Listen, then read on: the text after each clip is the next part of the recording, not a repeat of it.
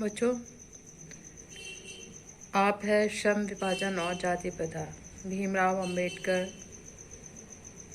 द्वारा दिए गए भाषण के कुछ अंश पढ़ रहे हैं। ठीक है, तो उन्होंने है जो जाति पाति व्यवस्था के पोषक थे, समर्थक थे, उन्होंने तर्क दिया था कि क्या है, जाति व्यवस्था क्या है, समाज में कार्य कुशलता लाती है। ठीक है, और श्रम का विभाजन करती है। तो इसके उत्तर में उन्होंने 4 तर्क दिए। पहला तर्क उन्होंने ये दिया है कि ये श्रम का विभाजन नहीं करती, बल्कि क्या है, लोगों का विभाजन करती है, श्रमिक का विभाजन करती है। ठीक है, और जिससे कि क्या है, लोगों को वर्गों में विभाजित कर देती है, और उसमें भी क्या है, कुछ वर्गों को क्या है, एक दूसरे की अपेक्षा ऊंचा और नीचा करार दिया जाता है, जो कि किसी भी समाज में नहीं पाया जाता। तो बच्चों, ये अक्सर प्रश्न आता है। दूसरा तर्क उनका कहना था कि क्या है, कि अगर है श्रम विभाजन मान भी लिया जाए, जाति प्रथा करती है, तो ये जो कार्य है, जो पेशा है, वो मनुष्य की रुचि पर आधारित नहीं है। ठीक है, तो क्योंकि ये जो कार्य व्यक्ति कर रहा है, वो उसकी क्षमता और योग्यता दोनों पर निर्भर नहीं है। ठीक है, ये उसका क्या है, पेशा का चुनाव वो स्वयं कर सके, इसकी निजी क्षमता और उसकी प्रतिभा पर विचार किए हुए बिना ये दूसरे के दृष्टिकोण अर्थात माता पिता के द्वारा निर्धारित पेशा अपनाने के लिए बाध्य होना पड़ता है, और बच्चे के पैदा होने से पहले ही उसका पेशा क्या होता है, निर्धारित हो जाता है, उसका कार्य क्या है, निर्धारित हो जाता है। ठीक है, मैं फिर से बता रही हूँ। दूसरा तर्क उन्होंने दिया कि यदि जाति प्रथा को श्रम विभाजन मान भी लिया जाए, तो भी ये स्वाभाविक विभाजन नहीं है, क्योंकि ये व्यक्ति की रुचि पर आधारित नहीं है, कि वह व्यक्ति ने क्या है, अपनी रुचि, अपनी क्षमता और योग्यता के अनुसार पेशे का चुनाव किया है। ठीक है, क्योंकि इसने व्यक्ति के अंदर ये क्षमता विकसित नहीं की है, जिससे कि वो व्यक्ति क्या अपने पेशे व कार्य का चुनाव कर सके। ठीक है, तो व्यक्ति की निजी क्षमता, तो उसमें कितना कार्य करने की क्षमता है। ठीक है, कुछ बच्चे क्या है, बहुत तेज होते हैं उदाहरण के लिए है, और कुछ बच्चे क्या बहुत पढ़ते हैं, परंतु फिर भी क्या है, उनके दिमाग में उतनी जल्दी नहीं बैठता है। ठीक है, तो निजी क्षमता ये होती है, पर विचार किए बिना दूसरे का दृष्टिकोण यानी माता पिता के आधार पर ये निर्धारित होता है कि उस व्यक्ति को क्या कार्य करना है। ठीक है, उस व्यक्ति को गर्भ धारण के समय ही ये निर्धारित हो जाता है कि क्या है, उस व्यक्ति को क्या है, ये कार्य करना है, और उसे कार्य करने के लिए विवश किया जाता है। ठीक है, तो अब तीसरा तर्क उन्होंने ये दिया, जाति व्यवस्था पेशे का पूर्व निर्धारण ही नहीं करती, अपितु व्यक्ति को क्या है, एक पेशे में भी बांध देती है। ठीक है, चाहे वो पेशा अनुपयुक्त हो, ठीक है, या उसमें क्या है, पेशे को चाहे वो पेशा अनुपयुक्त हो और या अपर्याप्त होने के कारण उसमें क्या है, भूखों मरने की नौबत आ जाती है। ठीक है, समझ में आया? फिर से मैं बता रही हूँ कि जाति व्यवस्था, तीसरा तर्क उन्होंने दिया है कि जाति व्यवस्था केवल पेशे का यानी इस व्यवसाय का पूर्व निर्धारण ही नहीं करती है, कि बच्चे को पैदा होने से पहले ही ये निर्धारित हो जाता है कि वो वही कार्य करेगा जो उसके माता पिता कर रहे हैं। ठीक है, तो और तीसरा तर्क ये कि वो केवल एक पेशे में नहीं बांध देती है, बिना उसकी निजी क्षमता विकसित किए, बिना निजी उसकी प्रतिभा को जाने, ठीक है। परंतु अगर वो पेशा, अगर वो व्यवसाय जिसमें वो कर रहा है, अगर वो जो है अनुपयुक्त हो जाए, हाँ ठीक है, या किसी कारण क्या है अपर्याप्त हो जाए, ठीक है, या किसी कारण बंद हो जाए, तो भूखों मरने की नौबत आ जाती है, ठीक है। तो आधुनिक युग में है लगातार क्या है उद्योग धंधों की प्रक्रिया और तकनीकी में निरंतर विकास हो रहा है, ठीक है। और कभी कभी क्या है अकस्मात परिवर्तन हो जाता है, ठीक है, अचानक ही उनमें परिवर्तन हो जाता है, यानी कि उसे पेशे में बांध देती है। अगर पेशा किसी कारण बंद हो गया, अनुपयुक्त हो गया या अनुपयोगी हो गया, तो भूखों मरने की नौबत आ जाती है, क्योंकि व्यक्ति ने कोई और कार्य नहीं सीखा है, वो लगातार उसी पेशे में बंधा हुआ है, ठीक है। और जाति व्यवस्था उसे इजाज़त भी नहीं देती है कि वो दूसरा पेशा अपनाए, ठीक है। तो आधुनिक युग में यह स्थिति अक्सर आती है, क्योंकि उद्योग धंधे की प्रक्रिया एवं तकनीकी में निरंतर विकास हो रहा है और परिवर्तन भी हो रहा है। तो बहुत से व्यक्ति क्या है उसके अनुसार कार्य नहीं कर पाते। अक्सर आपने सुना है कि छटनी कर दी गई, ठीक है, निकाल दिया गया है बच्चों। तो यह क्या है, ये बताने का प्रयास किया जाता है कि है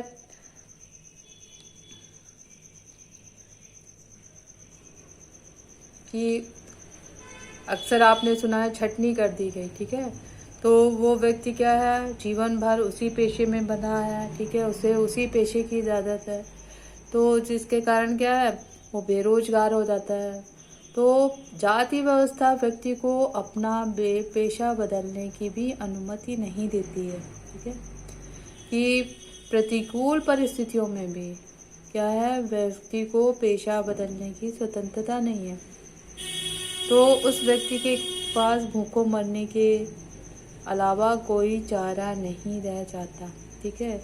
तो ऐसे समय में भी जाति व्यवस्था क्या है भूखों मरने व्यक्ति को क्या है अपना नया कार्य करने की अनुमति नहीं देती है, ठीक है, कि वो काम करे जो उसका पैतृक पेशा ना हो, उसके पिता वो ना कर रहे हैं, भले ही उसमें क्या है दूसरे काम में वो पारंगत हो, परंतु फिर भी है उस व्यवस्था को, उस पेशे को, उस व्यवसाय को, उस नौकरी को छोड़ने की अनुमति जाति प्रथा नहीं देती है, और जिससे कि क्या है बेरोजगारी का प्रमुख कारण बनती है, ठीक है।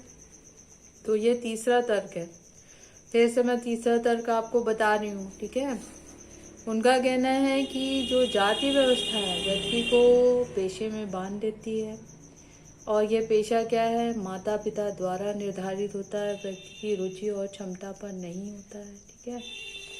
तो अगर वो पेशा या वो व्यापार अनुपयुक्त हो, अनुपयोगी हो, या किसी कारण क्या है आधुनिक युग में तकनीकी विकास के कारण या परिवर्तन के कारण क्या है किसी कारण वो कार्य बंद हो जाए, नए नए उद्योग धंधे स्थापित हो रहे हैं, तो वो कार्य बंद हो जाए, ठीक है, तो उसमें है व्यक्ति को मरने की नौबत आ जाती है।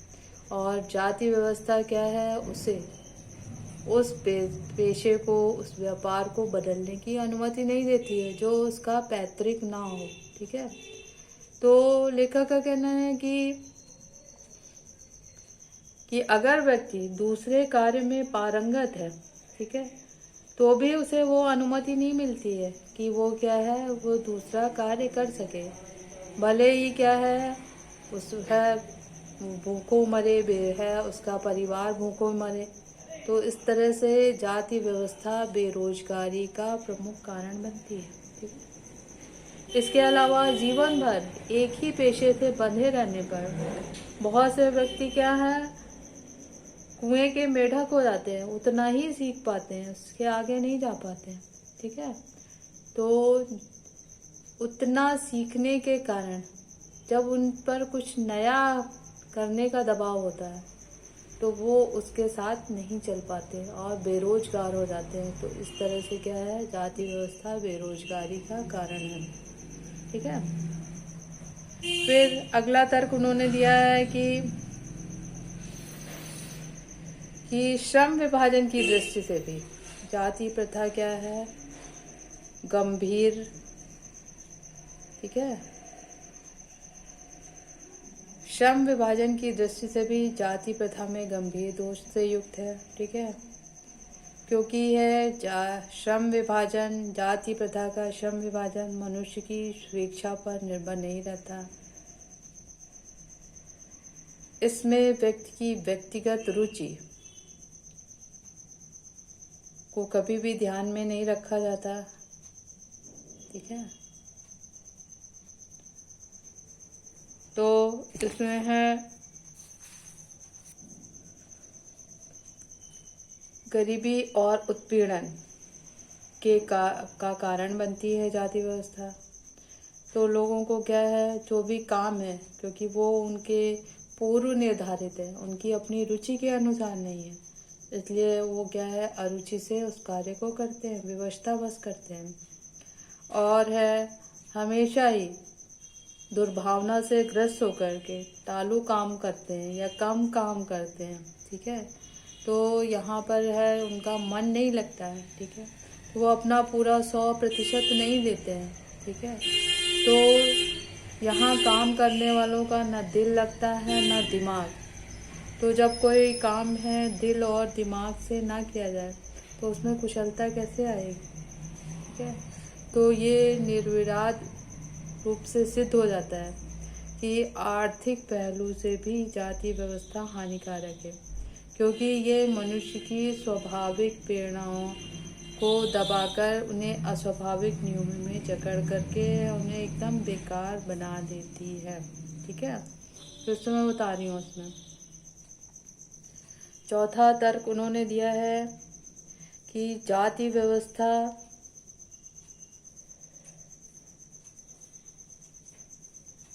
श्रम विभाजन की दृष्टि से जाति व्यवस्था क्या है, मनुष्य की स्वेच्छा, अपनी इच्छा पर निर्भर नहीं है। ठीक है। ये पेशा या व्यवसाय उन्हें थोपा गया है, उन्हें पूर्व निर्धारित किया गया। इसलिए जो भी काम करते हैं वो क्या है, अरुचि से करते हैं। ठीक है। और उससे टालू काम करते हैं, जिसमें उन्हें 100% देना चाहिए, उसमें वो क्या है 10% ही देते हैं। ठीक है। तो केवल विवशतावश करते हैं। ऐसी स्थिति में मनुष्य क्या दुर्भावना से ग्रस्त होकर के टालू काम करता है, कम काम करता है। ठीक है। तो जो भी काम करने वाले हैं उनका ना काम में दिल लगता है और ना ही दिमाग। तो जो वो कार्य करते हैं उसमें कुशलता कैसे आएगी। ठीक है। जिस काम में जिसकी रुचि होगी, जिसमें है, वो पूरे मन से करेगा तभी उसमें कुशलता आएगी। ठीक है। तो ये निर्विवाद रूप से सत्य हो जाता है कि जाति प्रथा क्या है, हानिकारक है, क्योंकि ये मनुष्य की स्वाभाविक प्रेरणा, रुचि को दबाकर उसे अस्वाभाविक नियमों में जकड़ करके उसे बेकार बना देती है। ठीक है। समझ में आया बच्चों? फिर से मैं बता रही हूँ। उन्होंने 4 तर्क दिए हैं। अक्सर पूछा जाता है तो आपको संक्षेप में लिखना है, तो संक्षिप्त में मैं बता रही हूँ कि जाति व्यवस्था, अक्सर पूछा जाता है कि जाति व्यवस्था के पोषकों ने क्या तर्क दिया है, और भीमराव अंबेडकर ने उसके विपक्ष में, उसके विरोध में या उसका खंडन करते हुए क्या तर्क दिया। तो जाति व्यवस्था के पोषकों ने ये तर्क दिया है, समर्थकों ने, कि जाति व्यवस्था समाज में कार्यकुशलता लाती है, वो श्रम का विभाजन करती है, लोगों को मालूम होता है कि उन्हें क्या कार्य करना है, इसलिए वो समाज क्या है, सुव्यवस्थित रूप से चलता है। ठीक है। तो उसके विरुद्ध भीमराव अंबेडकर ने ये तर्क दिया कि जाति व्यवस्था श्रम का विभाजन नहीं करती, बल्कि श्रमिक विभाजन करती है। अस्वाभाविक रूप से मनुष्य को विभिन्न वर्गों में बांट देती है और वर्गों के हिसाब से भी व्यक्ति को ऊंचा और नीचा करार दिया जाता है। तो कुछ काम को करने वालों को हेय दृष्टि से देखा जाता है और कुछ को उच्च दृष्टि से देखा जाता है। तो बराबर का विभाजन नहीं होता है, ठीक है। तो ये क्या है, लोगों को बांटती है, लोगों में है आपस में द्वेष की भावना पैदा करती है, कुछ को उच्च वर्ग में बांटती है, कुछ को निम्न वर्ग में बांटती है, ठीक है। फिर दूसरा उन्होंने ये तर्क दिया कि जाति व्यवस्था में व्यक्ति की रुचि पर आधारित नहीं है। ये पेशा क्या है, उन्हें अपने माता पिता से या पैतृक रूप से जाति व्यवस्था के कारण उन्हें वो कार्य को अपनाने के लिए बाध्य होना पड़ता है, ठीक है। क्योंकि बिना व्यक्ति की क्षमता को विकसित किए हुए, बिना उसके है अनुसार अपनी निजी क्षमता और प्रतिभा के अनुसार कार्य को चुनने से प्रेरित करने के स्थान पर व्यक्ति के पैदा होने से पहले ही ये उस धंधे को, व्यवसाय को क्या है, लोगों में के बांध देती है पैदा होने से पहले। क्योंकि है इस पेशे और का निर्धारण माता पिता द्वारा या पैतृक रूप से चले आ रहे व्यवसाय के आधार पर ही होता है, ठीक है। यानी ये व्यक्ति की रुचि पर आधारित नहीं है, ठीक है। तो माता पिता या पैतृक रूप से चले आ रहे पेशे को अपनाने के लिए बाध्य होना पड़ता है व्यक्ति को। और है व्यक्ति को कि इस क्षमता को बिना विचार किए, बिना विकसित किए कि प्रत्येक व्यक्ति की क्षमता और रुचि अलग होती है, उन्हें जबरदस्ती उसी पेशे को अपनाना पड़ता है जो कि क्या है, उन्होंने स्वयं नहीं निर्धारित किया बल्कि उनके माता पिता या उनके पूर्वजों ने निर्धारित किया। तो इस तरह से जाति व्यवस्था क्या है, लोगों में रुचि पर आधारित नहीं है, लोगों को उस कार्य को क्या है करने का विवश करती है, ठीक है। फिर तीसरा तर्क उन्होंने ये दिया कि जाति व्यवस्था क्या है, बेरोजगारी का कारण, भूखों मरने का कारण बनती है, बेरोजगारी का कारण बनती है, ठीक है। तो उनका कहना है क्योंकि ये व्यक्ति की रुचि पर आधारित नहीं है, ठीक है, और ये पेशा क्या है, लोगों को थोपा जाता है, माता पिता द्वारा पैतृक रूप से इसे निर्धारण किया जाता है। इसलिए जब कोई ऐसी परिस्थिति आती है, ठीक है, जो कि क्या है पेशा अनुपयुक्त हो जाता है या किसी कारण उद्योग धंधे बंद हो जाते हैं या कोई ऐसी विपत्ति आ जाती है, तो व्यक्ति को क्या है भूखों मरने की नौबत आ जाती है, ठीक है। तो भूखों मरने की नौबत के दो कारण हैं। पहले तो जीवन भर व्यक्ति उसी पेशे में बंधा रहा, उसने कोई और कार्य सीखा ही नहीं, तो इसलिए वो क्या है बंद हो जाने पर या वो अनुपयोगी हो जाने पर वो क्या है उस कार्य को नहीं कर पाता है, ठीक है।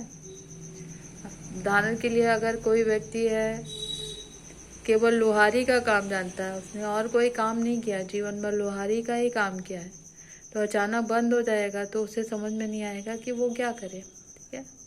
और दूसरा है कि अगर व्यक्ति किसी और कार्य में पारंगत है, ठीक है, परंतु तो भी जाति व्यवस्था क्या है उसे पेशा बदलने की अनुमति नहीं देती है कि वो क्या है पैतृक पेशा छोड़ करके जिस कार्य में पारंगत हो वो कार्य करे।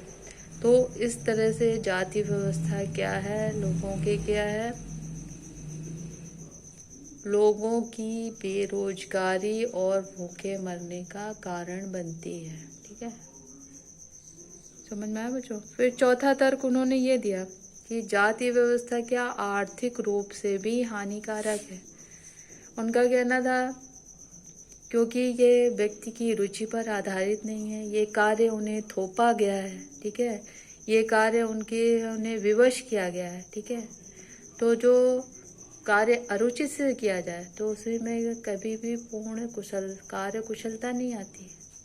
तो अरुचि आधे मन से किया गया कार्य कभी भी कुशलता पूर्वक नहीं हो सकता। तो वो व्यक्ति क्या है, 100% नहीं देता बल्कि 10% ही देता है। तो इससे क्या है, उद्योग धंधों की कार्य कुशलता पर प्रभाव पड़ता है, ठीक है।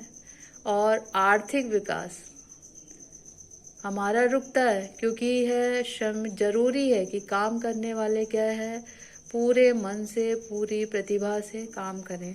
तो इस तरह से क्या है, जाति व्यवस्था क्या है, मनुष्य को स्वाभाविक प्रेरणा रुचि पर आधारित न करके उन्हें अस्वाभाविक नियमों में जकड़ करके निष्क्रिय बना देती है, ठीक है बच्चों। तो ये आपका समझ में आ गया। फिर अब उन्होंने बताया मेरी कल्पना का आदर्श समाज, ठीक है। तो उनका मानना था कि अगर जाति व्यवस्था ऐसा करती है तो समाज कैसा होना चाहिए। तो उन्होंने अपनी कल्पना का आदर्श समाज बताया, ठीक है। तो उनका कहना था कि जो वो चाहते हैं कि जैसा समाज हो उसमें स्वतंत्रता, समानता और भ्रातृता, ये 3 चीज़ें जरूरी होनी चाहिए।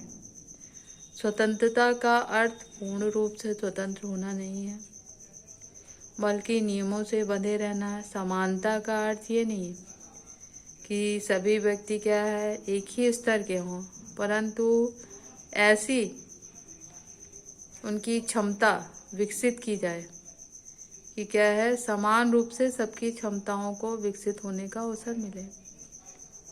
और भ्रातृता यानी भाईचारा, वही क्या है, लोकतंत्र है। यानी सबका सब पर विश्वास हो, कोई भी परिवर्तन हो पूरे समाज में समान रूप से सुचारू रूप से चले, ठीक है। तो ये मैं कल आपको बताऊंगी। तो इतना आपको समझ में आ गया होगा, ठीक है।